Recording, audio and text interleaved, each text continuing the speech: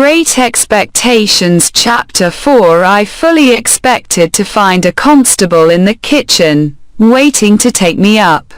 But not only was there no constable there, but no discovery had yet been made of the robbery.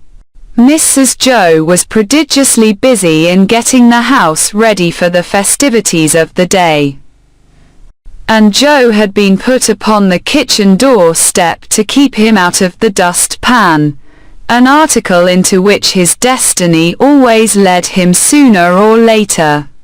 When my sister was vigorously reaping the floors of her establishment, "And where the deuce ha you been?" was Mrs. Joe's Christmas salutation, when I and my conscience showed ourselves. I said I had been down to hear the carols. "Ah, well," observed Mrs. Joe, "you might ha' done worse. Not a doubt of that," I thought. "Perhaps if I warn't a blacksmith's wife, and, what's the same thing, a slave with her apron never off, I should have been to hear the carols," said Mrs. Joe. "I'm rather partial to carols myself, and that's the best of reasons for my never hearing any."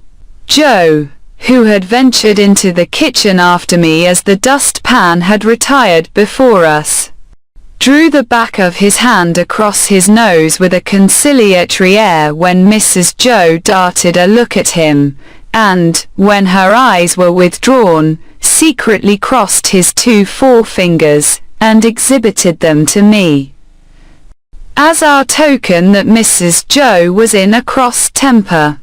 This was so much her normal state, that Joe and I would often, for weeks together, be, as to our fingers, like monumental crusaders as to their legs.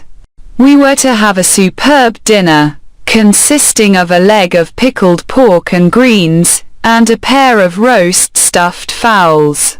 A handsome mince pie had been made yesterday morning, which accounted for the mincemeat not being missed, and the pudding was already on the boil.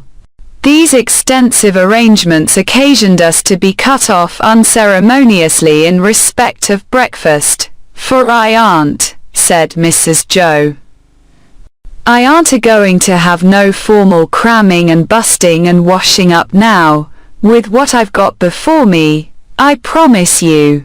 So, we had our slices served out, as if we were 2,000 troops on a forced march instead of a man and boy at home, and we took gulps of milk and water, with apologetic countenances, from a jug on the dresser.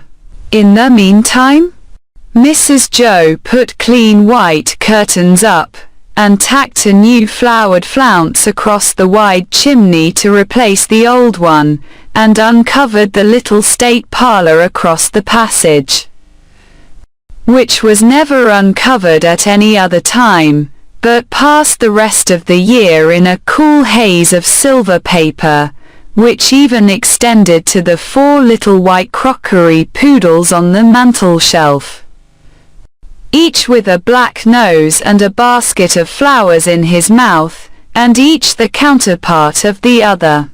Mrs. Joe was a very clean housekeeper, but had an exquisite art of making her cleanliness more uncomfortable and unacceptable than dirt itself. Cleanliness is next to godliness, and some people do the same by their religion.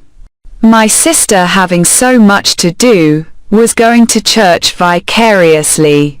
That is to say, Joe and I were going. In his working clothes, Joe was a well-knit, characteristic-looking blacksmith. In his holiday clothes, he was more like a scarecrow in good circumstances, than anything else. Nothing that he wore then fitted him or seemed to belong to him, and everything that he wore then grazed him. On the present festive occasion he emerged from his room, when the blithe bells were going, the picture of misery, in a full suit of Sunday penitentials. As to me, I think my sister must have had some general idea that I was a young offender whom an accoucheur policeman had taken up, on my birthday, and delivered over to her, to be dealt with according to the outraged majesty of the law.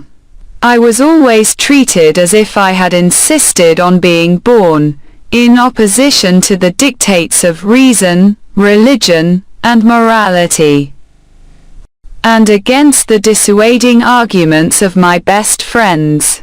Even when I was taken to have a new suit of clothes, the tailor had orders to make them like a kind of reformatory, and on no account to let me have the free use of my limbs. Joe and I going to church, therefore, must have been a moving spectacle for compassionate minds. Yet, what I suffered outside was nothing to what I underwent within. The terrors that had assailed me whenever Mrs. Joe had gone near the pantry, or out of the room, were only to be equalled by the remorse with which my mind dwelt on what my hands had done. Under the weight of my wicked secret, I pondered whether the church would be powerful enough to shield me from the vengeance of the terrible young man, if I divulged to that establishment. I conceived the idea that the time when the banns were read, and when the clergyman said, "Ye are now to declare it," would be the time for me to rise and propose a private conference in the vestry. I am far from being sure that I might not have astonished our small congregation by resorting to this extreme measure, but for its being Christmas Day and no Sunday.